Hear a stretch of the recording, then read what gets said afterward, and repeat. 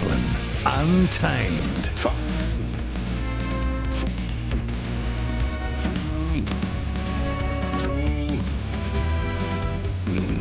The platform.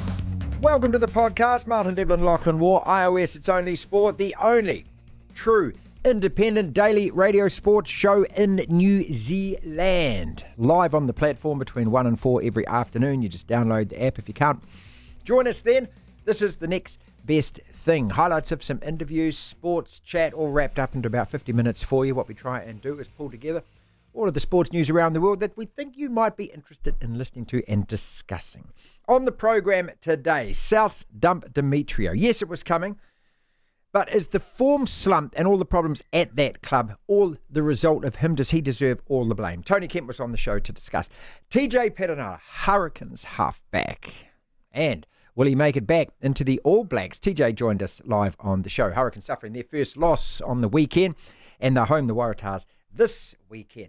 LA Lakers out of the NBA playoffs. What is the future now for the King LeBron James? Does he stay? Does he play? Or does he pack it up and take his talents, as he would say, somewhere else? All eyes on Adelaide tonight for the Phoenix. Need CCM, Central Coast Mariners, to lose that game for the Phoenix to clinch the Premier Plate. And David Ball joined us on the program to discuss that. We did Champions League with Miles Davis. The medal prospects for our swim team called the Aqua Blacks going to Paris. Brendan Telfer on the program as well. All of this packaged now into 50 minutes for you. We begin the show the same way every day. Tablets in hand, gather my flock. It's time for a sermon. Hey, Chinese swim drug cheat, listen up. Let's go to the mountaintop. We live in an amazing, amazing world, and it's wasted on the crappiest generation of just spoiled idiots. Congratulations to the 9 swimmers named yesterday to go to Paris, represent our country and aim for Olympic glory. The Aqua Blacks, they're called. 9 who've trained their absolute butts off to achieve first the qualifying times, then the dream of competing for your country. I've been lucky enough to be at 2 Olympic Games, and it's just the most amazing, life-changing experience. Everything about it is on a level you can't even imagine. One of the only truly global sporting events that ever takes place on our planet. To be a champion at that event makes you immortal. Now put yourself on the edge of the pool. You're in the final. You're racing for gold. You've trained. You've prepared. You've tapered. You're in the form of your life. You turn to the side to look at your opponent, and what do you think? Drug cheat? Oh, drug cheat. Oh, drug cheat.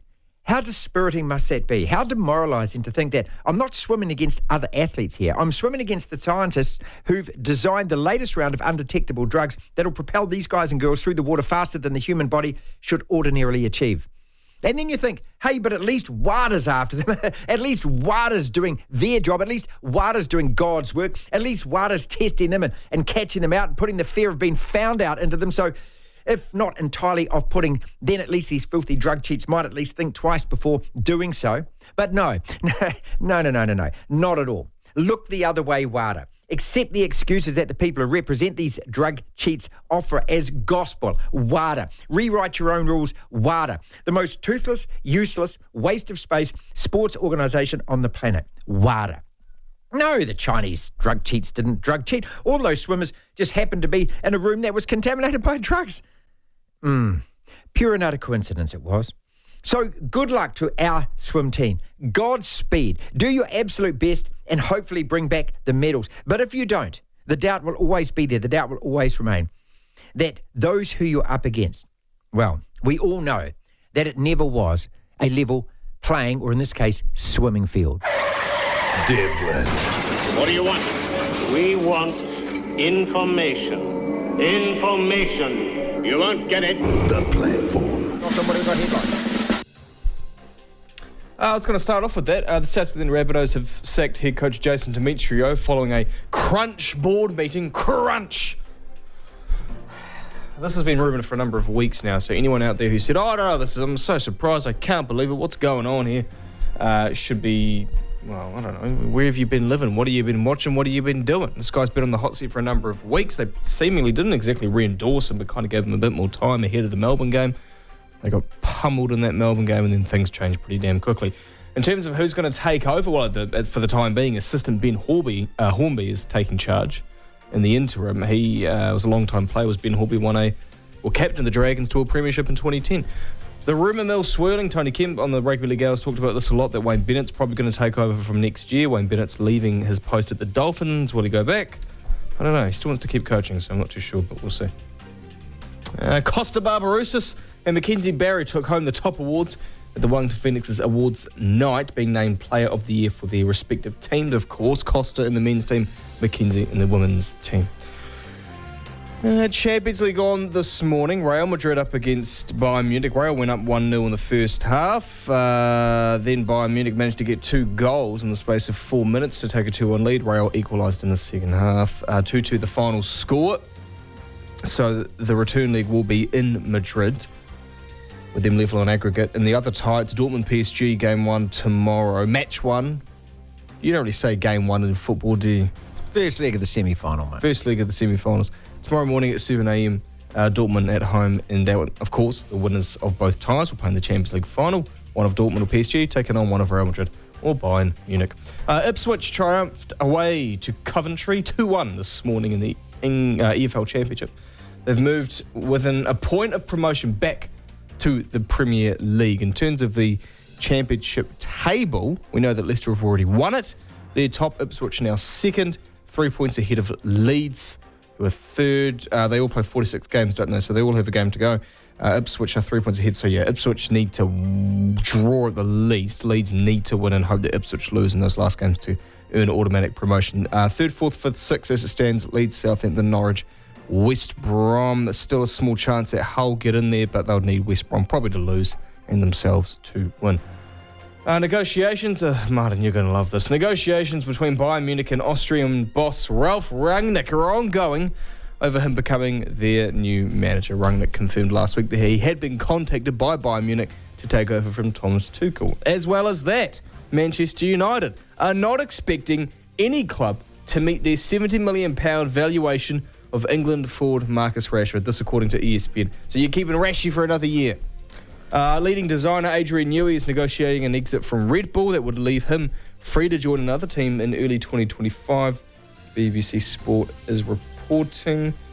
Adrian Newey is pretty much responsible for designing Red Bull's spectacular car since 2006. They obviously had the era where Vettel was very good and then have been very good with Max Verstappen in the last few years. New Zealand's All-Star Cheerleaders Academy all-girl team have made history as the first Kiwi team to claim gold in the international all-girl Level 5 division at the Cheerleading World Championships. Good stuff for New Zealand's cheerleaders. And finally, the Black Ferns have named their team for the upcoming Four Nations series. You can head online to any one of our major news websites to look through the entire team, but just some notable inclusions. Rising halves Hannah King and Maya Joseph and lock Mama Vaipulu are all in line to play their first Black Ferns test after they were named, of course, in the first squad of the year. That's what's making news, Martin. Devlin. Oh my goodness me! The platform. TJ Perenara last played for the All Blacks when? Trivia question for you. It was against England. It was a couple of years ago. It was on the end of season tour. We were well up and we drew that game. Well, out for the best part of 18 months, he has fought so hard to regain fitness. And now wears the Hurricanes' number 9 starting jersey because of the injury to Cam Roygaard. Prospects for the Canes this weekend after dropping their first match at Super Rugby last weekend. Plus, of course, if he's playing that well, is he going to get back into the All Blacks? TJ. How long has it taken just to reflect on that game against the Brumbies? What did you learn from it? We reflected pretty quickly, actually. Like we obviously didn't play our best footy. We conceded 24 points in the first 21 minutes, which is it's always going to be tough to win that game against a team like the Brumbies. So we understand that we weren't at the level we need to be at if we want to win Super Rugby. And for us, we don't want to lose games to have to learn things, but we learned a lot about ourselves and that if we're 5 or 10% off in this competition, we'll lose football games. So some really good learning for that. We got a short turnaround going into the Waratahs this week, so boys are pretty excited to get back out on the field and make some wrongs. Yeah, and look, and then a short turnaround maybe works well in a situation like this because I bet everyone was eager straight after the game to get back out and play again. 100%. It's sort of what you do want post a loss. I think if you have a bye or an 8-day turnaround, you have more time to dwell on things and you overthink certain things. But the reality is we just didn't show up on Saturday. And for us, we know how good we can be when we get it right. So it's about trying to do those things to get things right. Yeah, when you say that, you just didn't turn up. I mean, do you get a feeling at all? At what stage did you guys know during that game that things just weren't working? Yeah, I think, to be fair, fairly early on, we conceded a few soft tries, like we were missing tackles that we wouldn't usually miss.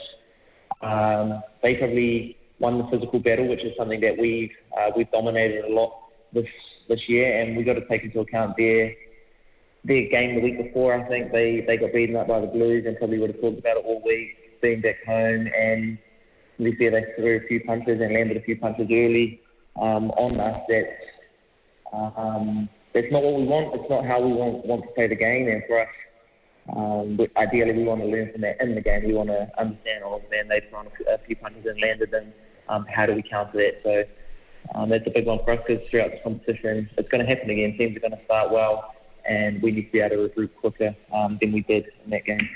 When you started playing, they used to call you Hundy. That was your nickname. You were just ferocious. You never. So what have you learned, and have you slowed down at all over the last however many years? I don't know if I have. I don't know if I have. I probably pick and choose my times a little bit better than I did when I was younger. But I still, like every play, I want to win, regardless of what we're doing in training or in our working week. Like I'm pretty competitive and want to be the best at it. So yeah, picking and choosing my time for it is probably a little bit smarter than when I was a bit younger. How much of the unfinished business thing have you got going on at the moment? A lot of it. Like I think my determination to play footy and to play at a high level has only grown from being out of the game for 17 months. I always pride myself on turning up and trying to be the best in the world at what I do, and having that taken away from me for 17 months has given me a new hunger to get back to levels that I've been at previously, and to exceed those levels and to write the next part of my chapter. 17 months. That's an awfully long time. I mean, you know, just think about this, people, if you're listening. 17 months taken away from something that you absolutely love doing, that you're dedicated to. That's there must have been a real high-low thing. You must have ridden a real snake through that time, yeah? Yeah, definitely. The highs definitely came from my family, being able to spend more time with my wife and kids, and building that relationship with my daughter, who I didn't get to see a lot of in the early parts of her life, because I was in Japan for a bit, and it was COVID, and then we were away with the All Blacks, and COVID restricted that. We were away 16 weeks with them at one stage, so a lot of her early life I wasn't there for, so this injury allowed me time to build that relationship with her, and the lows came from obviously not being able to go out and do what I love, and the frustration and the first surgery not going well, first rehab not going well, having to have another one. So yeah, definitely highs and lows. When you're actually going through that rehab and that, how difficult is it to just do what they tell you to do without doing extra? I've read a lot about people who come back from injuries, and they're always the temptation they say is, it's actually feeling okay today, I'll just do something extra. How you have to pump the brakes on that? Yeah, it's very hard. Especially as athletes, I think we always try to push ourselves and trying to get to the next level quicker. But having a really good medical team that I trust around me, and putting it in their hands, like I know myself, I will tell myself that I'm all good and that I can do more. And I'm not lying to myself. I'm not lying as such. I genuinely believe that. So even if I'm not actually hitting those numbers or whatever, my mind will tell me that I'm all good to do this next step. So I put it in our medical team's hands to be like, there has to be certain targets I need to hit, and you need to let me know when I'm good enough to move on to the next stage, because I'll tell myself that I'm all good, and I believe it because that's just the way that I'm wired, I guess. Okay, here, this interview's not about me, but I've got to be honest about this bit. And this is my All Black fans hat on, man. And when you came back and it's declared you wanted to be back for the All Blacks and everything else, my first reaction is, oh my God, is he going to be fast enough? Is he going to be fit enough? You know, is he going to be at that level again?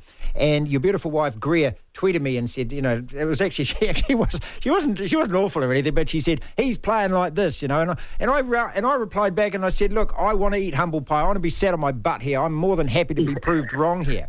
And so I really like the fact that she got in touch, man. But, this is what I worry as an All Black fan, and I worry, are you going to be better, faster? What are you going to bring to us? Because only you know that, and only you know if you're close to your best or you can play again at that level.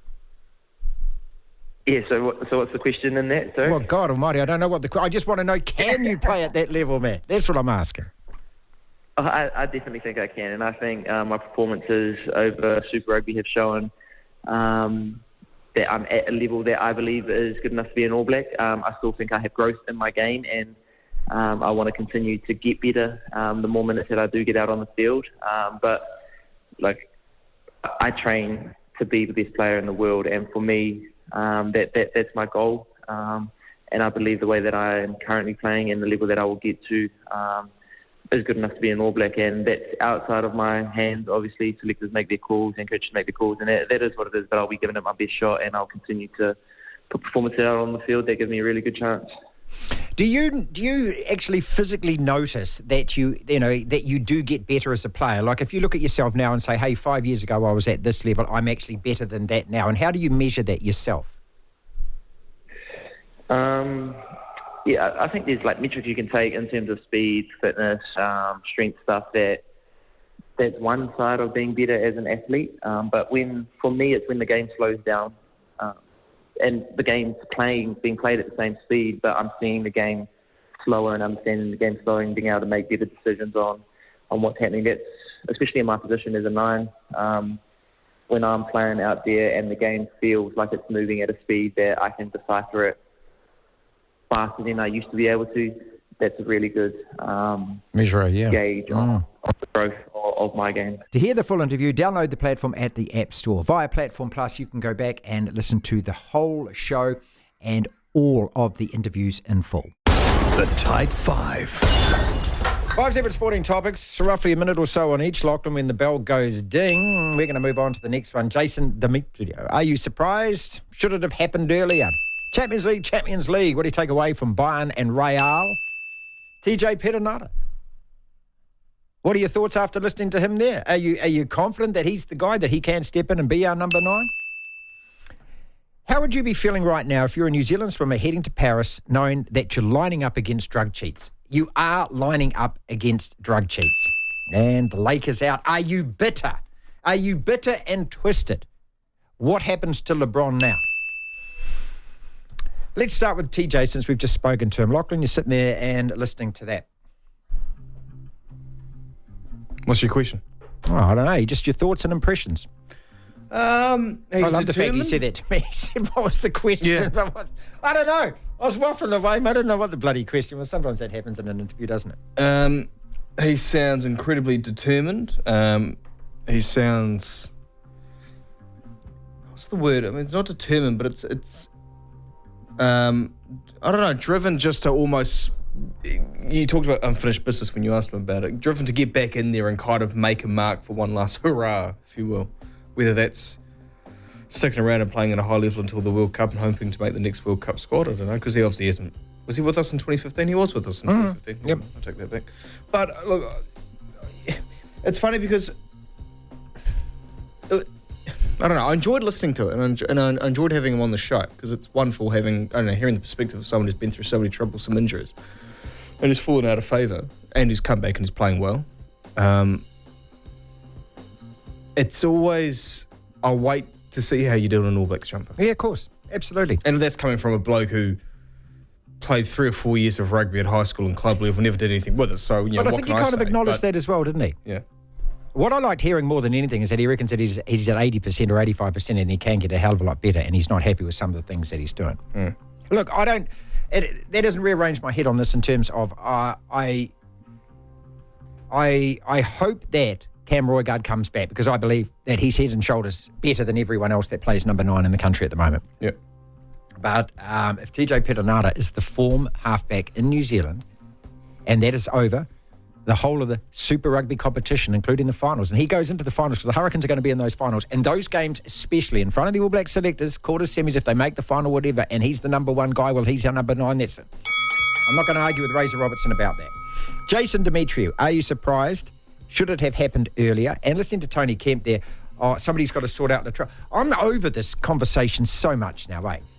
You know, Latrell, run on, jog on, go away, do something else. You're not interested in playing, I'm not interested either. I mean, you know, why do you have to pander to a guy like that? What, because he's box office? He brings in eyeballs? You know, the female demographic likes watching him or something? I'm here as the coach. I'm here to win football games. And you're being a twat and a prat and you're disrupting the team and you're not playing, you don't give a stuff. Why should Demetriou, why should it be his fault what's happened to Latrell? It's a tricky one because Latrell's a guy who's so talented and so good at his best that if no one helps him, whatever that means, but if no one helps him and he doesn't really help himself, then what happens? He's lost to the game. And that's sad.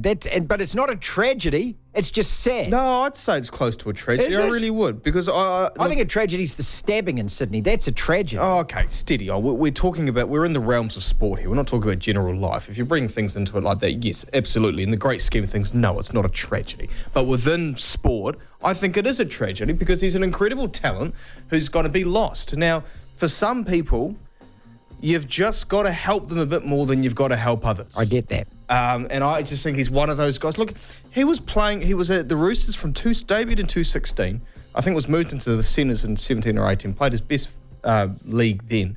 And he was brilliant right up until about 2021 when I think the bad behaviour, if you will, or the silly on-field,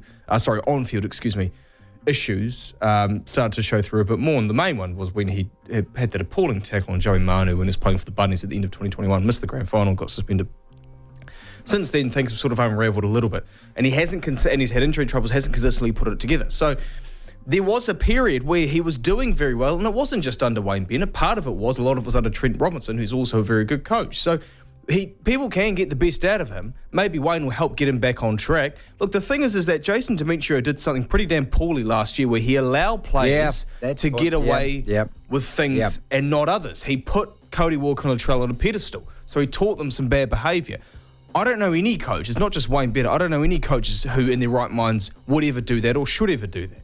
No, you have to treat, so you're right, I don't think every player gets treated equally. Some are more equal than others, okay? I get that. You know, some of them, like the way that Sir Alex managed Eric Cantona was different from the other players, right? To get the very best out of him. Yeah, but if you do that, you guys have done it well, because Wayne Bennett did a similar thing with Gordon Tallis at the Broncos. You're towing such a dangerous line that you have to have the full backing of the locker room to do that. So obviously if Sir Alex was doing that, other players picked up on it. They're like, no, I get it. It's all for the bigger purpose, blah, blah, blah. We've won things, whatnot. He knows what he's doing. That wasn't the case with Demetriou. You've got to do that. You've got to get to a point of you've won over the locker room. They totally doled into you. You've won things, and then you can start doing that. Yeah, good point. Accept that. Champions League, Bayern 2, Real 2. Cracking game. We watched the highlights, great goals, and it's at a level, isn't it? It's a level above the Premier League. That's the thing that I'm looking at. These teams, I don't know, that's why you're in the semi-finals of the Champions League. Oh, well, to be fair, we only saw the 3-minute highlights. Pretty damn good, though. I'm coming away from those 3-minute highlights thinking, geez, Leroy Sane he's just superb, isn't he? And then I sort of read up that, he had a couple of terrible misses. Well, apparently so, yeah. So you watch any game for 2 or 3, you watch Man City highlights, only 2 or 3 minutes, you go, my gosh, this team's from another planet. Look, Bayern Munich have had their troubles this year, but they've got one competition really to care about, so they can kind of gear up and be ready hard out for a game. The thing is, one thing you got to remember with the Premier League is what makes it so much better than the other leagues is a lot of the time, the title race, not so much in recent years, but the title race comes down to the last couple of weeks. You've always got 2 or 3 teams sort of in the mix, and then it comes down to about 2 in the last 6 or 7 games. La Liga is a bit like that with Real and Barcelona. The Real have already, I think, won that league with a few games left. Bayern Munich always win the Bundesliga. For a while, Juventus always won the Serie A. PSG always won Liga. So these teams always look better than probably the Premier League teams because they don't have as much harder, tougher football. So they can kind of time the run well for the knockout phase. Who wins of tomorrow? Champions. PSG, Dortmund. PSG. All right. I think Dortmund are appalling. 2 quick ones to go. How would you be feeling if you're a New Zealand swimmer heading to Paris? And we're about to speak to the high-performance coach of our New Zealand team, Gary Francis, knowing that the pool's full of cheats. Or is that something you've known all along anyway? Well, this is the thing. I think most Olympic sports are kind of in this, like a lot of them battle with this. I mean, if you're Zoe Hobbs, and you're going to be a sprinter, I don't know if it's as bad in the women's division of sprinting as it is the men's, but I don't know. Mate, I started watching the Olympic Games in 1976 when Lasse Viren blood-doped to win the 500 and 10,000 metres double, and robbed Dick Quacks of a medal. Blood doping was called, which is highly illegal, but he injected himself with his own pints of blood before the race and apparently gives you a boost and that kind of. I have just assumed that the Olympic Games is full of drug cheats, riddled with drug cheats ever since. Now, that's not substance abuse, though, is it? Well, it's illegal. I know, but that's not substance abuse. It doesn't matter. You know who did that in the 2011 Rugby World Cup? Kieran Reid. And it got him over an Achilles injury. There's always an exception Is that to the legal? rule, man. There's always an exception to the rule. Finally, your LA Lakers are out. Basketball results. The Knicks blew an absolute sitter today to lose to the 76ers. Up by 6 with about 30 seconds to go. They were up by 6. Now, I tell you what I'm looking forward to more than anything else, mate, and this is this Timberwolves versus Lakers series. They played last year. Timberwolves versus Nuggets. Yeah, they played last year. That Timberwolves side with Anthony Edwards, though, Karl Anthony Towns, Gobert. I mean, they match up well. That's going to be a crackerjack, isn't it? It's a strange matchup because they're different-looking teams, but they match up well in the sense that you can kind of pick apart areas where one team could exploit the other. Like, the obvious one with Denver is you can't guard Jokic, so, Gobert is probably the most equipped big man to guard him. But you look at the Wolves have got these twin towers that remind me a lot of what the Lakers had in the latter stages of Kobe Bryant's career, where they had Pau Gasol, who was your big European forward, who was 7 foot, but he could shoot the ball probably from 3 sometimes. He could defend as well. And then you had Andrew Bynum, who was also a big guy, but he played more inside. That's what you got with Towns and Gobert, where Towns can stretch the floor. Like, who's going to guard Karl Anthony Towns? Who's going to guard that guy? Aaron Gordon? Well, he's a lot smaller, so you'll just plug Towns and Gobert inside and hit the middle. And the Nuggets don't like to shoot threes. They're not a very high volume 3-point shooting team, so they're going to try and play it in the middle. Because they're getting pounded inside, they then pull out and start shooting around the perimeter a lot more, which they haven't done well these playoffs. The Aqua Blacks. The New Zealand swim team, 9 strong to go to Paris, including a couple of world champions in Fairweather and Clarebird. But you're lining up there, side of the pool, you look around you and, can you trust any of the swimmers at the Olympics at all to be swimming clean? Gary Francis is the high-performance coach of our team. He was on the program today to discuss. The last time that we went to any kind of Olympics with hopes and dreams like this and realistic possibilities of getting medals was when Daniel was swimming. I know that Moss Burmester came bloody close, but we seem to have a team at the moment full of athletes that have all that potential. Would you agree? Yeah, I do. It's been nice to be around them as they've matured, and I think that they really are. They're ready to go in and do battle, and they've all got realistically very high expectations. Erica Fairweather and Lewis Clarebird obviously lead the charge for us. What are your expectations on them? Well, I think that the first and foremost is that both Erica and Lewis swims in 3 events. Erica swims in 3 plus relay. I think that they've both got very, very realistic targets that the minimum that they expect is to be in every final. Maybe Lewis is pushing it with the 200 butterfly because he's not been doing that much over the last couple of years. But the minimum for them is a final, but they're actually setting their sights much higher than that. They want to be on the podium. They've tasted it this year, what it's like to win. They're both very aware that they've still got a way to go. They've still got gaps to close, and the people that they're up against are not going to lie down and let them have it lightly. But I think that they're both really focused in on wanting to try and get on the podium. Having won those World Championship titles in Doha, it doesn't matter. To me, it doesn't matter, Gary, who's there, who's not there. It's just that you're there and you win that. Also, haven't had the experience of going to the Olympics before. I mean, could they be in any stronger position, those two especially? I was just, before we came on air, I was just going through just what their level of experience is now. Bearing in mind that Erica doesn't turn 21 until the end of the year. She's still very, very young, but she's been to 4 long course world championships.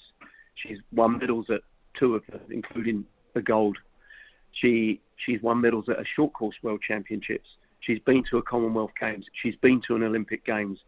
The experience that she's gained, the way she's matured, she's really extremely well prepared and extremely well grounded at this level now.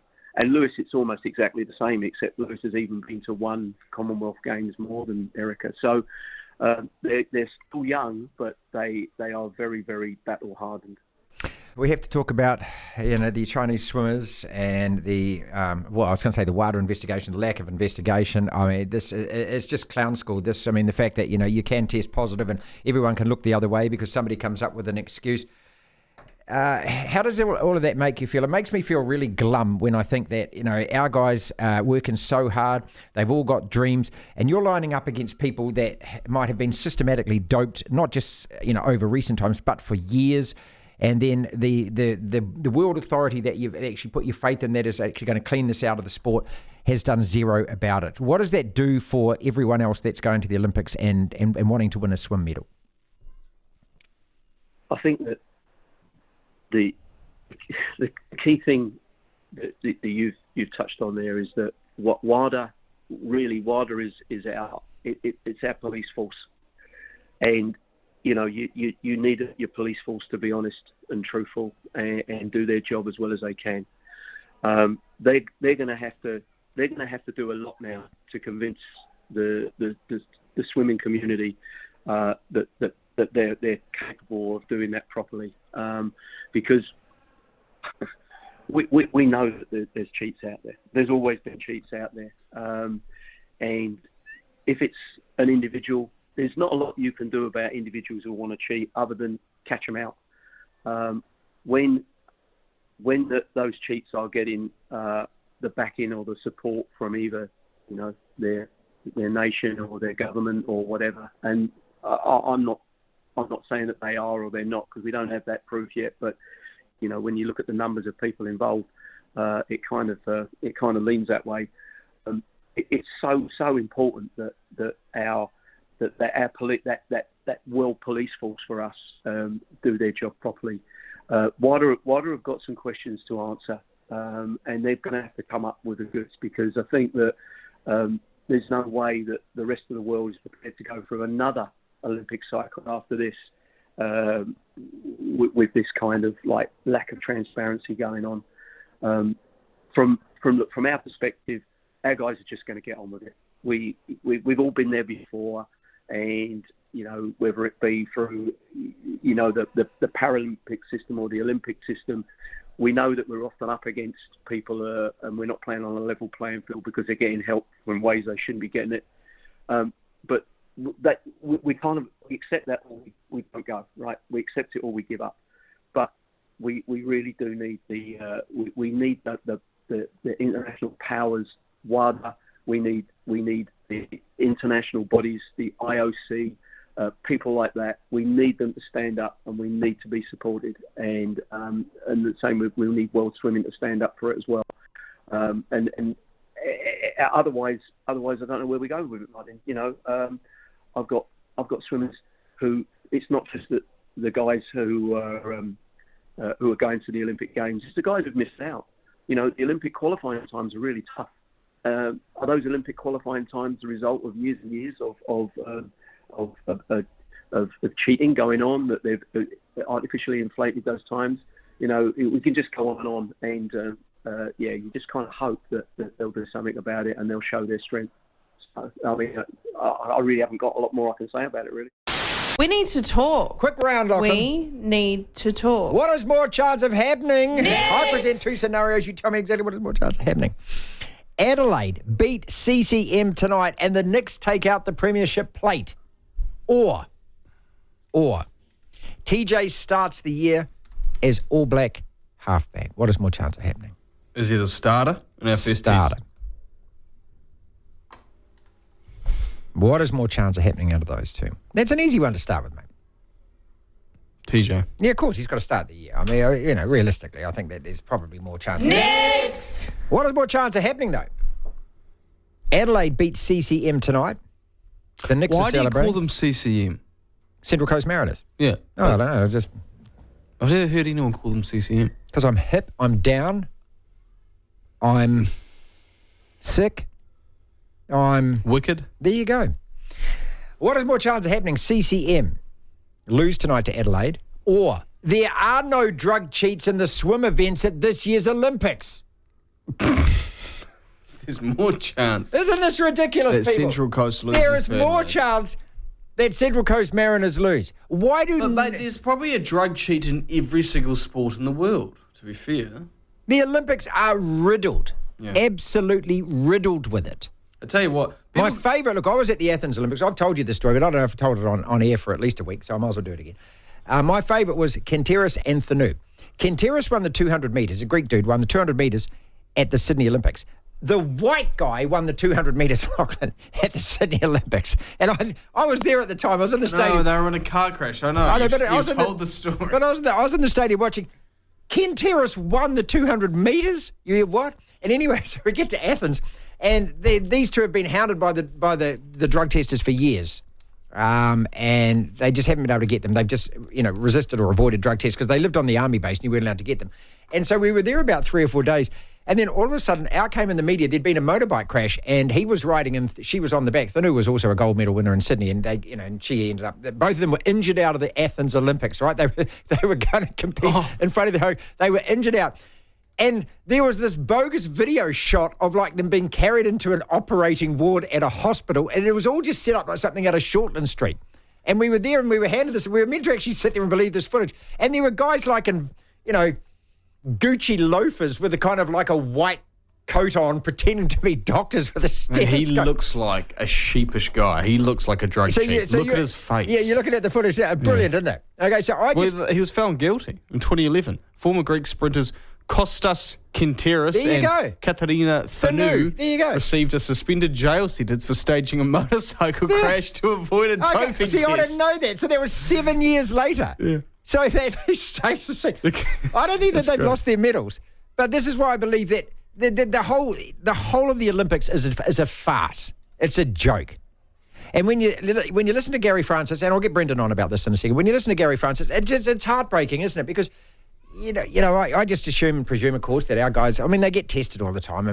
We get the odd one, the guy Zane Robertson, and that was called out, sure. But I think that most of our athletes are just not only clean, but just desperately so. And wanting to win and wanting to compete for their country and everything else. And you go over there and you're turning around on the track or on wherever you, and just go, well, what are you on? What are you on? Jason Demetriou, he was always going to wear it, wasn't he? The coach always gets sacked. It's always the coach's fault. Oh, it's not Latrell's fault. Oh, it's not Cody Walker's fault. Oh, it's not the players' fault. He's lost the dressing room. They've won 1, they've lost 6. They're an absolute rabble. Did he deserve to wear it? Jason Demetriou. Tony Kemp from the Rugby League Hour joined us to discuss. Tone, you called this weeks ago on the Rugby League Hour, and now you are right. Demetriou pays the price, mate.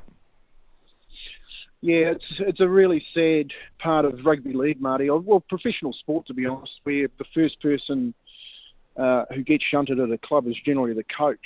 I've said this many times. It covers, I guess, the CEO's tracks, and it covers what is really the problem, which is out there on the football field and the players who are not performing. So, first one to go this year, Demetriou, it's pretty sad. I don't know where he's going to end up.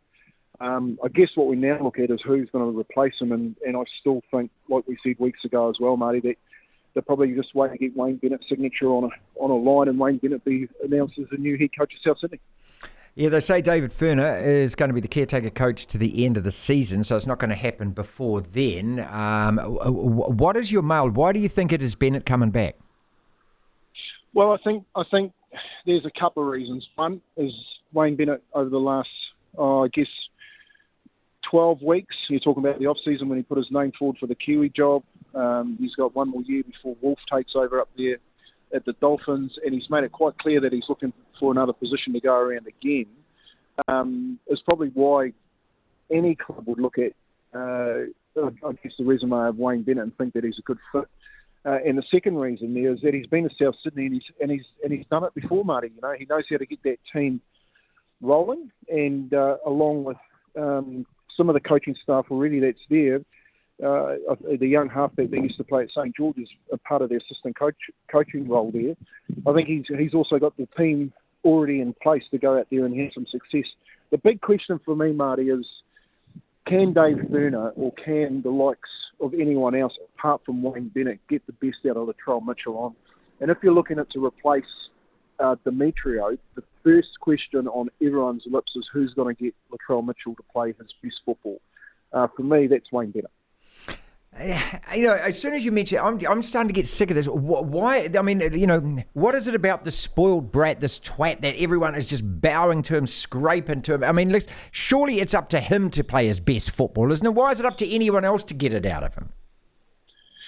Well, they used to room together. Manu, I'll just tell you a little story. Him and Joey Manu used to room together in a house in eastern suburbs when they were coming through the eastern Sydney City ranks as young blokes in the under-20s competition. And if you map their careers out, they've both had very good careers up until this point, where Joey Manu has been named a Golden Boot winner. He's done everything for the Sydney Roosters, and now he's going to prolong his career in rugby union without having to say anything else off the record.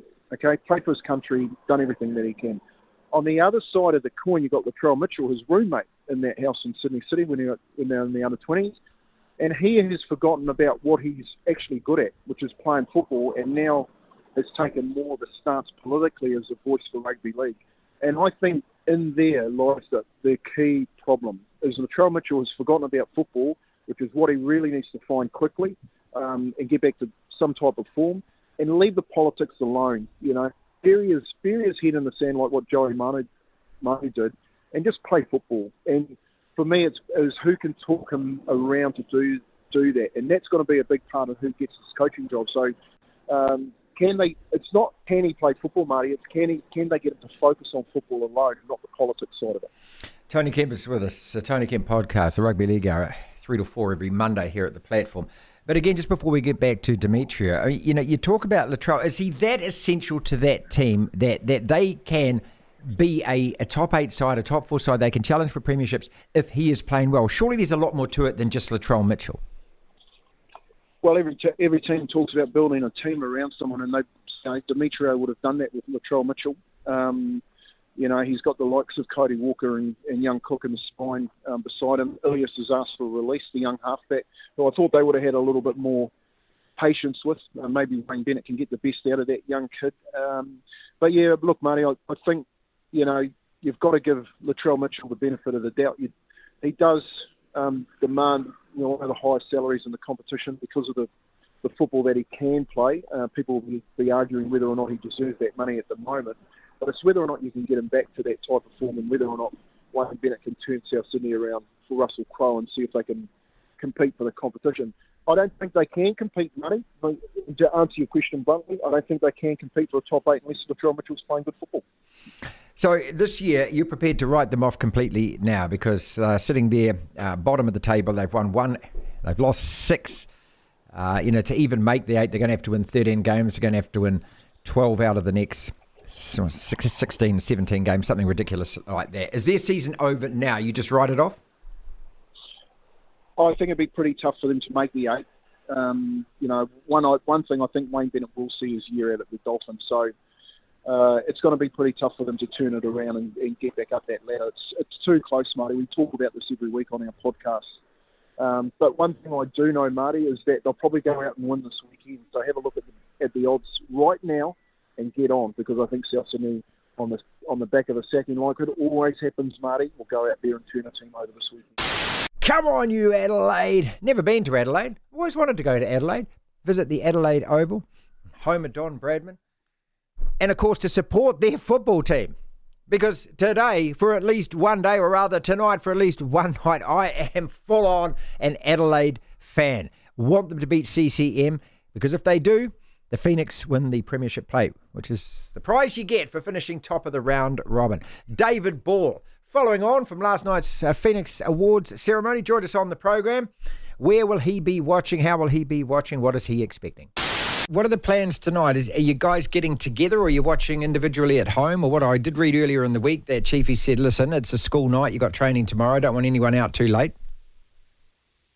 No, yeah, he's right. But then, as long as we're doing it with the coaching staff, then I don't think it's a problem. So, no, you know what I mean? Of course, yeah. Yeah. So no, the bosses. We're gonna meet tonight, and watch all together with the coaching staff, and what will be will be. Look, it's been a fantastic season nonetheless, and I just want to put a full stop behind that sentence because I think before we get into the playoffs, it's really important, and I hope that you reflected on this last night as well. In the privacy, I know you don't have to do it in public, but just, when you've had a record-breaking season and the most successful season, you've got to stop and acknowledge that as well, don't you? Yeah, definitely, because it means that, this group of players and the group of staff and what the football club's been doing for a long period of time now is starting to come to fruition, and I think everyone has to sort of take a look at the great things we have done and the boundaries we've pushed this year, and how important it is to to have good people in the football club that we've got, and I think we did that last night. I think the beauty of this group is, it sort of feels like there's unfinished business, and that's how we look at it because we're such a strong group. David Ball from the Phoenix with us. So when you look back at the season yourself and you go, okay, these are the things we've overachieved, these are the things we have achieved, is it all just about points and wins, or is a huge part of it the fact that at the start of the season where the squad was, all these young kids, well, I'm going to call them kids, mate, because you and me can, we call the kids come through. Yeah. And have played so well and have actually just taken it upon themselves to accept that responsibility as well. Yeah, I think, there was a lot of questions asked. We lost some good players, but, sometimes what you lose in good players, you gain in togetherness. And I think that we've been able to capture that a little bit more as a group. The young lads, like you said, coming in, they've been fearless. The boss, Adam Griffins as well, who's come in, done a lot of defensive work with the defensive players, and you can tell by the, obviously the results that we've had at the back and in terms of clean sheets and stuff like that. So I think that the club as well, I think the club coming out at the start of the season to say, look, this is the way we are going forward, I think probably gave a lot of the young lads a boost to say, right, well, this is opportunity rather than, just making up a number. And I think all the young lads have come in and made an opportunity and in a good environment. And it's the environment for me is everything. If you've got a good environment in football and you've got good players and you've got players that are willing to go for each other, I think sprinkle that with a bit of dust of players like Costa, who's had a tremendous season in front of goal. And you've got, people that know how to play games and a spine of a team that's been together. I think you've got good ingredients. Does that reinvigorate you? Does it reinvigorate Costa, that, having the young guys around you and them being hungry? Yeah, I think people like me and Costa, it never goes. I think to have the career that we've both had, I think that you have to be hungry. I think that all it does is it gives you almost a position to say, if the young lads, I've always said, if I'm only as good as the young lads, because it's a team game. If the young lads are doing a bit more, then we're going to be good. If we're doing a bit more, the young lads are going to be good. And you sort of prop each other up, and what they have in fearlessness, we have in experience, and you can sort of work hand in hand, and I think that's been a great thing. When you get to my age, you start to enjoy the moments a little bit more, and you never want to stop losing, not winning, because ultimately that's what I've done all my career, is try to win things, and I know how hard it is to actually win things. So does Costa. So we've just got to keep the group going and use that experience in the bigger games. David, you mentioned, I can't remember the exact word, but you mentioned just the feeling about the club and just being happy at the club and wanting to play for the club and everyone being there. And this is like any workplace, isn't it? And I always think, look, it might be a sports team, and I suppose we look from outside in and go, oh, you've got this going or that going. But if you walk into any workplace and you don't like the people you work with, or you're unhappy in the environment and that, I mean, it really does sap you. You start thinking about it outside work, all of those things. So that, by the sounds of what you've been saying, that's majorly important to you. Hugely, across my 17 years in the professional game, all the clubs that I've done anything well with, the first and foremost, it's been, I always go back to, it's a good group of people. It's people that I'm still in touch with today. And you speak to any footballers who have won things with teams, you're still in contact with those players. And if you lose things you don't have great seasons with teams, you're not really in contact with them. And it's as simple as what you just said. It's the same as any workplace. It's still, you get up every day. I spend more time with the lads at football than I do with my wife and my kids. So, of course, yeah. If the environment's a good one to be in, then you're going to be enjoying going in every day and wanting to make that place better. I'm looking through some of the clubs that you played for in your youth career, playing for Man City for all of the time that you did now. Do you look back at them now? I mean, because you kind of left just as they were on the absolute precipice of what they've started to achieve now. Yeah, no. Look, they made me as a player. Really, I was there for 13 years. I got around the first team under Mark Hughes, and like you said, the money started to come in when I was getting in and around that first team, and that was more unfortunate than anything that they could go and buy I was 20 years of age, and they was buying players who was the same age as me for £30 million. So yeah, right. It's that's the world that we're in. That's the football business, and but I look at it as it made me the person I was, and I learned a lot from that experience and being around those top players, and it gave me a chance to actually make a career for myself. That's our podcast for today. Thank you so much for listening. If you want to listen to the entire show, 1 till 4, Monday to Friday, download the Platform app, and via Platform Plus, you can go back and listen to whatever shows over however many weeks at your leisure, at your listening pleasure. Platform Plus. First thing to do, though, is download the Platform app. Devlin. Unbelievable.